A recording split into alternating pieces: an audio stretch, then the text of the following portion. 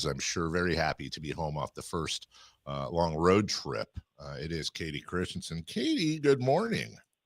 Good morning. I can't wait for what the first question is. Well, the first question is based on the text you sent me last week when we got off the air showing you don't just have Halloween decorations, you have basically a Halloween museum. How, if any, how many are your decorations still up is my question. Yeah, so inside, yes. Outside, Joseph took all of them down, like, the next day. Wow. Like, he was on a rampage of, front and backyard and getting all the outside stuff down. So sometime in between now and when we leave again, next Thursday? And we have, a few games, in there. I've got to figure out how to get all of them down in the house. So it'll be a project. All right. Second question. When does the holiday season begin, in your opinion? Well, theoretically, I'm one of those, as soon as Thanksgiving is over, you put Christmas up. But I've got a weird schedule. So I think I have to start before that if I can, to be able to actually get it up, to be able to enjoy it somewhere in between road games and all of that. So it just depends on my schedule, David. Is Christmas as elaborate, Kayte, as Halloween at your house? Yeah, it is. It's extensive. I had said that I believe the holiday season begins the day after Halloween. So I thought you might match me on that one. Yeah, well, we went for a bike ride yesterday, and I was riding through the neighborhood with my daughter, and she's like, "Mom, there's a house that already has Christmas stuff up." And I'm like, "Okay, I don't where, I haven't seen it." So we rode down, and she goes, "I want to go to the Christmas Eve house. It's down here." So they do. They already have their outdoor decorations up, which I'm a little competitive. And I'm like, well, that sucks. I lost that one. But, it's all right. Our game is strong. So it might be a start slow thing, but finish, top tier. Okay. All right. And then finally, before we get to basketball, which Jason will ask those questions because he's a professional. He's a professional. I have no doubt in my mind that in your life at some point you have watched a Hallmark holiday movie. Maybe not, but I feel like you have. So we've been playing this game lately. I'll just give you one here, or two, I should say. Is it I have a list of real Hallmark movies and a list of fake Hallmark movies. You just simply tell me if it's a Hallmark movie or if it's a fake, okay? Okay. I don't know if I'm going to be good at this one. It's all right. Nobody is. First one, Love Hard. Not. I'm sorry. That's real. Oh. And that's a Hallmark Christmas movie? Hallmark Christmas movie. Okay. All right. All right. We'll see if we can go 500 here. Christmas Kiss List. I feel like this is a trap. I want to say yes, but it's probably not, huh? I can't not give you a clue, Kayte. I just need an answer, please. I said yes. Oh, you said yes. It sounded like you were trying to fish there. So yes, that is a Hallmark movie? Yes. I'm sorry, 0 for 2, Kayte. Thank you for wow. playing. We have some lovely parting gifts for you, which is a basketball question from Jason Ross. Jason, back to you. I was not ready. I was anticipating a big win and bells and whistles. My goodness. Oh, 0-2. So, Kayte, let's, I think what we saw in this road trip from the Kings, actually, I thought they played some pretty good basketball, and there's parts in each game that's kind of derailing them. But I think if we look at the last two specifically, it's an area that's got to be killing Doug because their offense is showing up winning numbers. The defense right now, Kayte, is really, really killing them. What kind of things do you think they need to tweak or could tweak as this homestand starts tonight, specifically defensively? Well, I think maybe the most glaring thing defensively is just their on-ball defense, right? Being able to keep guys in front of them and not putting your defense in rotation and depending on your second and third line of defense so often. Like it's when you're allowing, pardon me, when you're allowing guys to get by you on the first dribble and get that first step past you, like you're not giving your help side defense enough time to even really react. So I think that that's probably the biggest one at the moment. But then, you also got to look at how they close out possessions. Way too many offensive rebounds right now.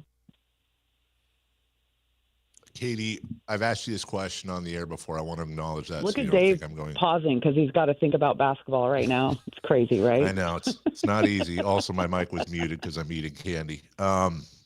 Anyway, I want to acknowledge I've asked you this question on the air before. I'm not getting more senile than I already am, but I think it's a good time to bring it back up and reiterate it because Doug Christie is a guy that as a player got more defense out of himself and his team than most other players in NBA history. And we talked about this yesterday, a team that had noted defensive stalwarts such as Chris Webber and Vlade Divac and Peja Stojakovic and Mike Bibby led the league in opposition field goal percentage in 2002, led by Doug Christie.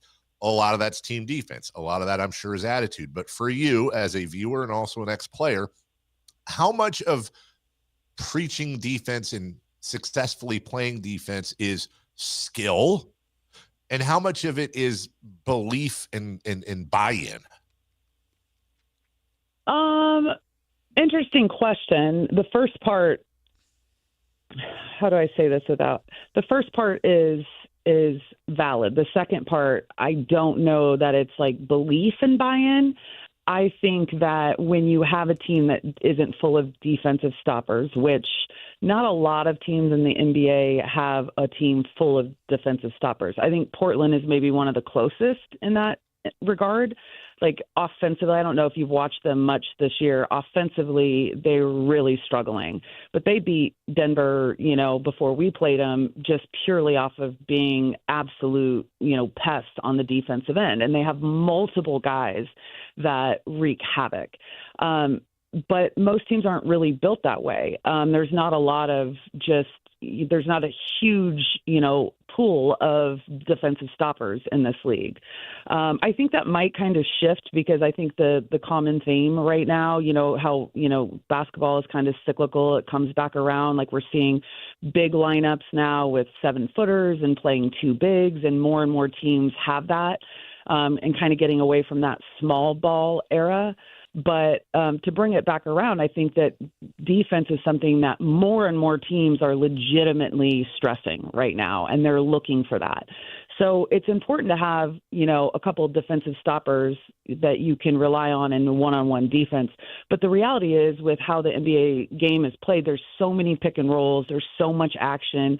The offensive kind of genius behind a lot of coaches is at such a high level that it's really about your team defense as a whole. So the thing with what I think is important, I think this team is going to be a much better defensive team by the end of the season than they were at the start. There is a lot of things that they're doing that is much better than we've seen in the past, but it's just about having that time and getting to know each other as players. And there is a lot to be said about rosters being really familiar with each other, right? Like that era with, Doug and Bobby and Peja and Vlade and Chris and like all of those guys, right? Mike Bibby, they had a lot of time on the floor together. So there's anticipation. There's kind of that wealth of knowledge so that it helps you overall as a team. So I think that, when you look at it, it's like Zach LaVine, for example, I think he's doing an incredible job one-on-one defense this year. Like he's doing there's a marked improvement. And I think that has a lot to do with, Doug and Bobby really stressing and demanding that and challenging people, right?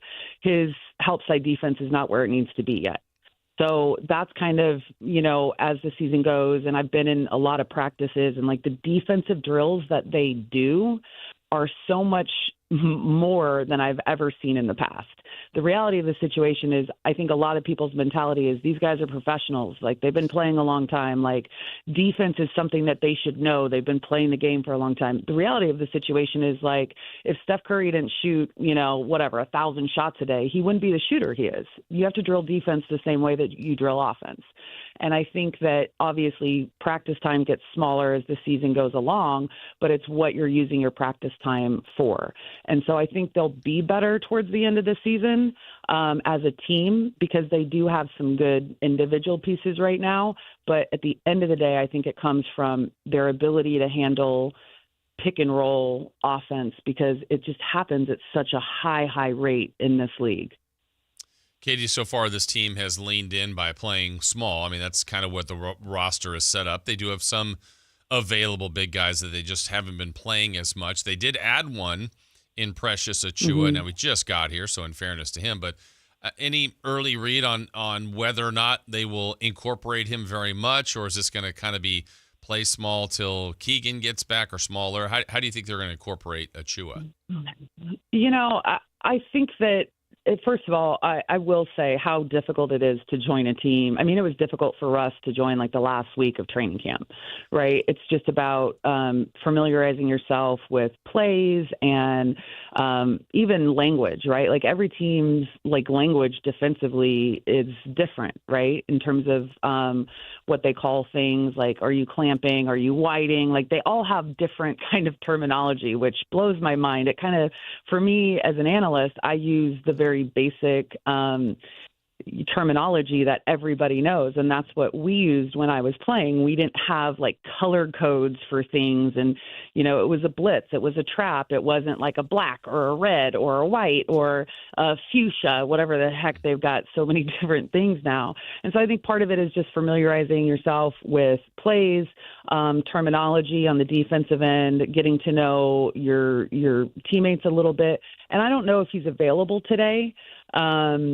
I know he signed officially yesterday, so I don't even know if he'll suit up today. I'm not sure. But when it comes to kind of playing smaller, you kind of have to play to your strengths right now. And Doug tried to start Cardwell in Milwaukee. I think he only ended up playing 5 minutes. The game adjustment I thought was great. That's something where I think that Russ has actually been really, really good. I've obviously seen him play forever. I mean, I've seen, dozens and dozens of Westbrook games throughout the years.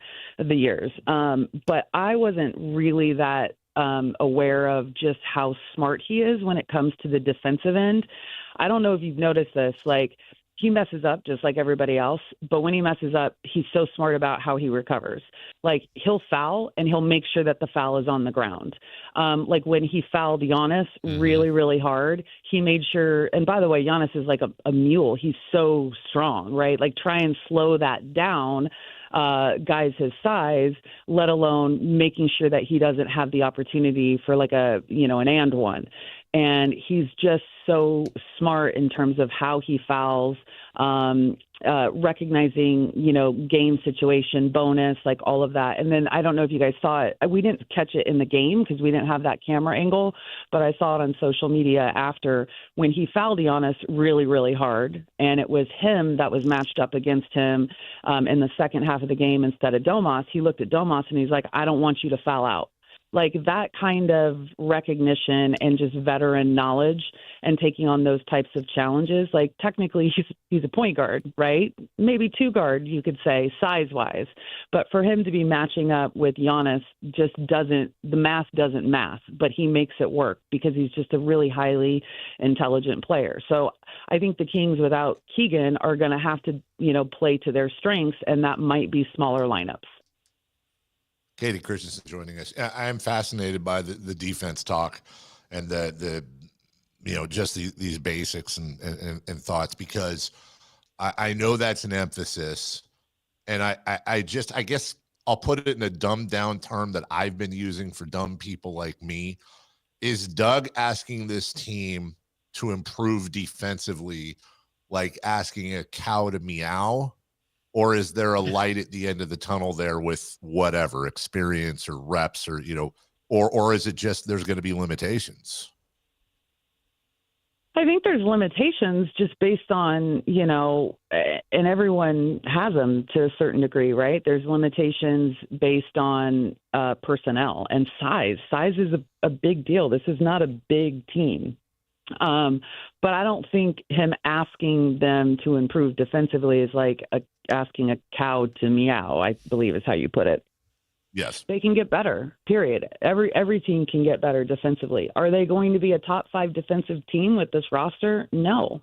But you have to play the roster that you have, And I think that when you look at it from a coaching perspective, Doug's job is to elevate and challenge. And that's what they're doing. I actually really liked, and being, around the team on the road has huge benefits because you're around the team, you're around the coaches. You get to kind of be a part of film sessions and conversations and just talk to them one-on-one. Like talking to Bobby Jackson, he's like, I don't want to trap Jokic. Like if he has 40, let him have 40. But he also makes everyone around him so much better. So I'd rather challenge him to get 40 and try and take away his playmaking ability. And his playmaking ability comes from when you send doubles at him. So, those types of things, you kind of recognize how they're approaching and they've played more zone. I think that has been really interesting. And that's another trend in the NBA that I'm recognizing. Like teams are playing so much more zone than we've seen in the past. And it started kind of uptick in zone maybe 3 seasons ago. And now you see teams doing it a lot. Like Denver, when they played Portland, I would say 80% of the game, they were in a zone defense. Now, granted, that's because, like I said, Portland's offense is really struggling. Young players, not that disciplined on the offensive end, but I think that this team has the capability to get better, but they're not going to be a top 5 defensive team the way that this roster is constructed right now. Kayte, I want to ask you about, it's another game, another time where, Sabonis took some big shots in that game. His ribs. Gosh. It happens every night for him. I commend him for getting through that game with Denver, but is he okay for tonight in this homestand? Yeah, I don't have any inside information on his status tonight. 9:19 right now. I haven't even looked at the injury report for today because it's pretty early. They don't usually give great information until later in the day. But, like Zach came into that game and he was questionable with low back issue. Dennis was questionable with, I can't remember what his was. Both of them played, but I could tell personally that Zach was struggling a little bit, and this is just kind of what the NBA is. You're all going to basically after the first game, no one's playing healthy. You know what I mean? But Domas, he was noticeably in a lot of pain. It was uncomfortable for him. And he actually came to our table right before the second half started. I asked him how he was feeling, like what was going on with his ribs. And he goes, it just hurts a lot. He goes, but I had an x-ray at halftime and it was negative. So nothing's physically, nothing structurally wrong, nothing to be worried about. It's just about playing through discomfort. And I had said during the broadcast, as soon as he cools down, he's going to be in much more pain than he's in right now. And he's in noticeable pain. So, and I said to Kyle off air, I'm like, I wonder what his status is going to be for Wednesday, because he clearly was in a lot of pain, but he's also played through a lot of pain. So I'm not sure, but we'll see kind of what happens tonight and then what that means for them. Clearly when they don't have him, they're already struggling from a rebound perspective. This is not an opponent to sneeze at tonight, clearly, in the Warriors. So I'm not really sure what's going to happen and how they'll adjust if he's not available. Last thing for you, Kayte. Kings playing tonight at the end of the first home game after a pretty decently long road trip. Why is it that teams, and for some reason it seems especially the Kings, why is it the teams generally play off their first game back from a road trip? Well, I do want to point out that you watch a lot of basketball, but would you agree that maybe 95% of your basketball viewing is watching the Kings? I'd say 85, but your point's well taken. It's largely Okay. the Kings, yes. Yeah. So, I mean, if you wanted to do like a study and get analytics involved, I would say every team in the league has like a lull in that first game coming back after a long road trip. And I think it's a combination of mental and physical, to be honest. I know when I was playing, and I think I will say right now it's much different when I was playing on the women's side and making the money we made on the women's side than it is playing on the men's side. But like when we came home after being gone for a long time, there was like a lot of stuff when you come home that you have to take care of, like there's life things at your home with your family, that kind of stuff that now that factors in from a mental standpoint as well. These guys have families, kids, that kind of stuff. They're dealing with all of that coming home. But it's also just like this level of like, it took me yesterday, I was like a completely unproductive person. And it's just, it wears on you. You've been in different time zones, like all of this stuff. And yeah, it's like, oh, you get all the talk about you stay in 5-star hotels, you fly, charter and all this stuff. Yeah, but we're flying at, I think I got home at 2:00 in the morning, yesterday, and I couldn't sleep. I think it was probably like 4:30 when I was able to like kind of fall asleep. So those are the things that you're factoring in, and your body clock hasn't set back. You haven't readjusted to the time zone yet. And so, now where you were practicing at a 12 o'clock, in Milwaukee, their practice time is 11 here. Well, that's really, you're on a different time zone. So now you're practicing at 9 o'clock, which means you got up at 6 o'clock. Like it's just your internal clock and all of that trying to adjust. So those are things that I feel, factor into it legitimately, but I think they have added incentive. This is a team that they always are incentivized to play against in the Warriors. That's Kayte Christensen. You can check her out on the call this evening as the Sacramento Kings return to Golden One Center, of course, right here, also on Sactown Sports. All right, we're going to let you go so you can bring down some more of that Halloween decor. No, it's not happening stuff today. I'm working today, David. Come on now. Come on, All David. right. All right. Hey, real quick. The Night Before Christmas, KNIGHT, The Night Before Christmas, Hallmark movie or not? That is a Hallmark movie. That is correct, Kayte. And finally, well done.